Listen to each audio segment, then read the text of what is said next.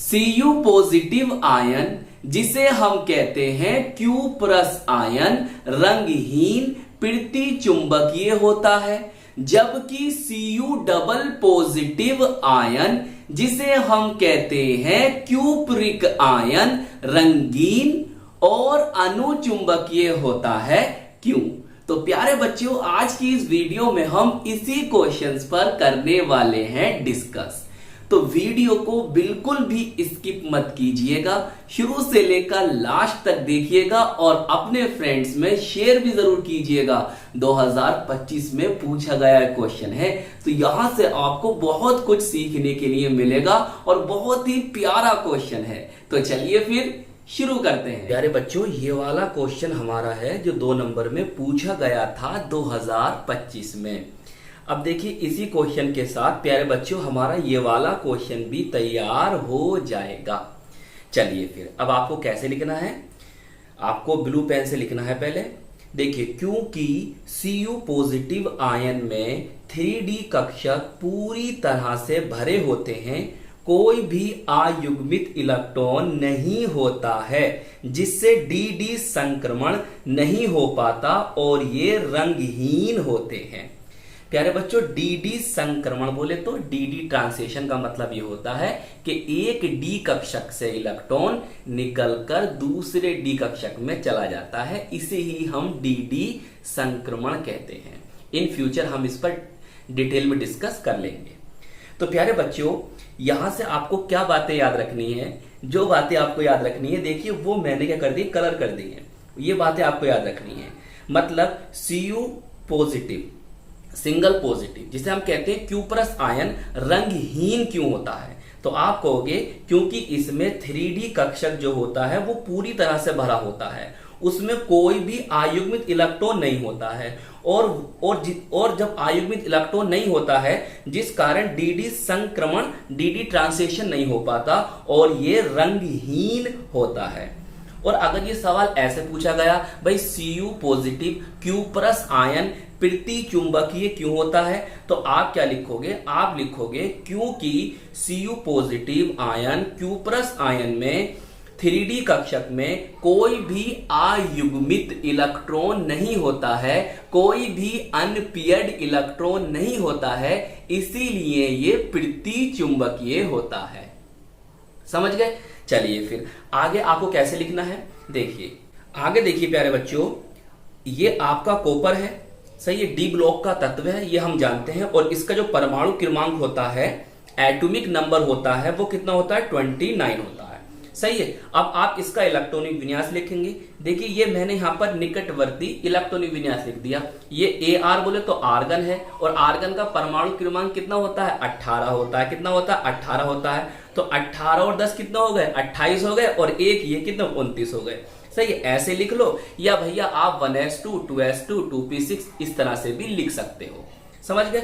तो देखिए, ये जो है अपना परमाणु रूप में है, अभी ये आयन के रूप में नहीं है। तो बेटा 3D में कितने इलेक्ट्रॉन है? 10 इलेक्ट्रॉन है सर, और 4s में 1 इलेक्ट्रॉन है। और ये भी याद रखो, ये ऐसा क्यों हो गया भाई? 3D में 10 हो गए, 4s में 1 हो गए, ये अफबाउ नियम का अपवाद है, सही। हम इस पर डिस्कस नहीं करेंगे। अब क्या होगा? अब देखिए प्यारे बच्चों, इसने 1 इलेक्ट्रॉन यहां से निकाल दिया। अब जब भैया +1 का मतलब क्या होता है? +1 का मतलब होता है कि इसने 1 इलेक्ट्रॉन डोनेट कर दिया है, 1 इलेक्ट्रॉन दान कर दिया है, 1 इलेक्ट्रॉन त्याग कर दिया है, 1 इलेक्ट्रॉन दे दिया है। तो इलेक्ट्रॉन कहां से जाएगा? 4s में से जाएगा। अब 4s में कुछ नहीं बचा, 4s से तो इलेक्ट्रॉन निकल गया। अब 3D में कितने इलेक्ट्रॉन है? 10 इलेक्ट्रॉन है। अब आप बनाओगे ये कक्षक, क्या है? ये कक्षक है, सही है। डी में कितने कक्षक होते हैं? डी में 5 कक्षक होते हैं। अब देखो भाई, इनमें इलेक्ट्रॉन भरो। आप क्या करो? इसमें इलेक्ट्रॉन भरना स्टार्ट करो। भाई कितने इलेक्ट्रॉन है सर? 10 इलेक्ट्रॉन है। ये है कौन? हमारा 3D है। चलो भाई, ये पहला इलेक्ट्रॉन आ गया, ये दूसरा आ गया, ये तीसरा आ गया, ये चौथा आ गया, ये 5वां आ गया।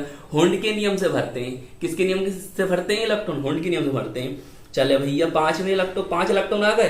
अब देखो, 6वां आ गया, 7वां आ गया, 8वां आ गया, 9वां आ गया और 10वां आ गया। तो यहां पर आपको कोई अयुग्मित इलेक्ट्रॉन दिखाई दे रहा है? अकेला इलेक्ट्रॉन दिखाई दे रहा? नहीं दे रहा। तो क्या हुआ इसका मतलब सर Cu पॉजिटिव में कोई आयुग्मित इलेक्ट्रॉन नहीं होता, कोई अनपेयर्ड इलेक्ट्रॉन नहीं होता, तो फिर डी संक्रमण नहीं हो पाएगा। इसीलिए ये कौन है, पृथ्वी चुंबकीय है, डायामैग्नेटिक है, और भैया ये कौन है, रंगहीन है, कलरलेस है। सही है, इस तरह से लिखना आपको जैसे मैंने लिखा है, समझ गए। जहां ये मैंने कलर से दिया ना, कलर से, ये ब्लैक पेन से लिखना आप, ये ब्लैक पेन से लिखना, बाकी ब्लू पेन से।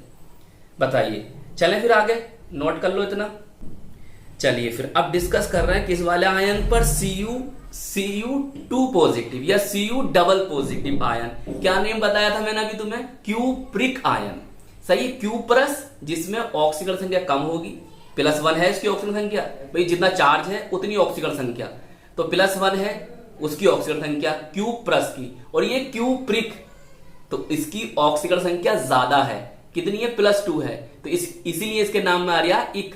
जिसकी ऑक्सीकरण संख्या कम उसके नाम में अस, और जिसकी ज्यादा उसमें आता इक।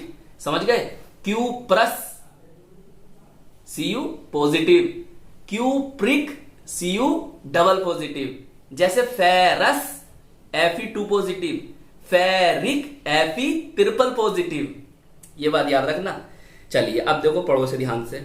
जबकि Cu डबल पॉजिटिव आयन में 3D कक्षक में एक आयुग्मित इलेक्ट्रॉन होता है, जिससे डी संक्रमण संभव होता है, और ये रंगीन, बोले तो कलरफुल या कलर्ड, या कलर कह दो, कलर हो, कैसा रंग होता है, नीला होता है। आपने क्या जाना सर, हमने जाना कि Cu डबल पॉजिटिव आयन, बोले तो क्यूप्रिक आयन में 3D कक्षक में एक आयुग्मित इलेक्ट्रॉन होता है, जिससे इसमें डी संक्रमण संभव होता है, और ये रंगीन होता है, और इसका कलर नीला होता है। अब आप ऐसे भी कहोगे भाई, अगर आपसे पूछे ये अनुचुंबकीय क्यों है, तो सिंपल सी बात है, आप कहना Cu double positive ion cupric ion में 3D कक्षक में एक आयुग्मित इलेक्ट्रॉन होने के कारण ये अनुचुंबकीय होता है। समझ गए, ऐसे लिख दोगे। चलो भैया इसे भी देखते हैं इस तरह से। देखो भाई, ये कॉपर है आपका, ये तो मैंने आपको समझाया। सही, अब यहां से कितने इलेक्ट्रॉन निकल रहे हैं प्यारे बच्चों, सर यहां से तो +2 का मतलब ये हुआ कि 2 इलेक्ट्रॉन निकल रहे हैं। 2 इलेक्ट्रॉन यहां क्या करेगा, ये डोनेट करेगा। अब जब 2 इलेक्ट्रॉन डोनेट करेगा तो भाई एक तो कर दिया इसने यहां से इलेक्ट्रॉन डोनेट, सही है। अब एक कहां से करेगा, एक करेगा सर 3D से। तो भैया जब इसने एक यहां से इलेक्ट्रॉन डोनेट कर दिया और एक यहां से कर दिया, तो कुल मिलाकर 2 इलेक्ट्रॉन डोनेट हुए, 2 इलेक्ट्रॉन को त्याग कर दिया, 2 इलेक्ट्रॉन को दे दिया, तो इसका मतलब 4s में तो कोई इलेक्ट्रॉन नहीं बचा, और 3D में तो एक इलेक्ट्रॉन निकल जाने के बाद 3D 9 बचा। अब चलिए कक्षक बना दो, ऑर्बिटल या ऑर्बिटल, जैसा आप पढ़ना चाहते हैं। तो अब तुम जरा ऑर्बिटल में देखो, इलेक्ट्रॉन भरो, सही, जैसे मैं कर रहा हूं ना ऐसे करना आप। ये कौन है आपका, सर ये हमारा 3D है। चलो, पहला इलेक्ट्रॉन, दूसरा इलेक्ट्रॉन, तीसरा, चौथा, पांचवा, सही है। अब देखो, छठा इलेक्ट्रॉन ये आया, सातवां ये आया, आठवां ये आया, और 9वां, सर 9 ही इलेक्ट्रॉन है 3D में। तो आप क्या देख रहे हो, सर हम देख रहे हैं कि यहां पर एक आयुग्मित इलेक्ट्रॉन बचा है। तो एक आयुग्मित इलेक्ट्रॉन एक अनपेयर्ड इलेक्ट्रॉन होने के कारण ये अनुचुंबकीय है, और एक इलेक्ट्रॉन आयुग्मित होने के कारण प्यारे बच्चों ये डी संक्रमण कर लेगा, और ये कैसा हो जाएगा, रंगीन हो जाएगा। तो ये था आज का हमारा क्वेश्चन। तो आई होप ये क्वेश्चन आपको अच्छी तरह से समझ में आ गया होगा। प्यारे बच्चों, वीडियो को लाइक कीजिएगा, अपने दोस्तों में शेयर कीजिएगा, और हमारे चैनल को सब्सक्राइब कीजिएगा। हम मिलेंगे आपको इसकी नेक्स्ट वीडियो में। जय हिंद, जय भारत।